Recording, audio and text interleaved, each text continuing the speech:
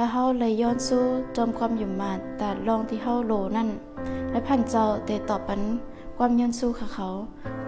ไม่สงคาพี่น้องเมื่อได้คาเตมาปันสักเสลองการย้อนสู้จมความอยู่มาเมื่อ10 ปีป้นมาคาแลนาเฮือนคาไล่ค่ายมาอยู่ที่เมืองไทย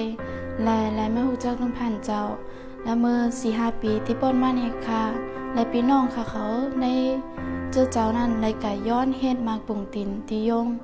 แต่ที่เขาแต่ได้เฮ็ดมากปุงตินปันค่ะเขาและค่ะเขาแต่ได้มีอักขว้างเฮ็ดสังสิ่ง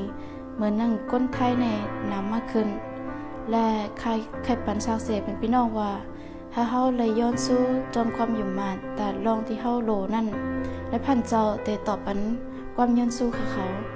แต่พี่น้องเขาตีอำมอย้อนสู้นั่นการย้อนสู้เหมือนหนังการอุบต่อพันเจ้าในลองการอยู่ดีกินหวานลองการเปียวเซอร์ลองการงานและลองทุกค่าของพี่น้องเขาว่าลองสังสีตา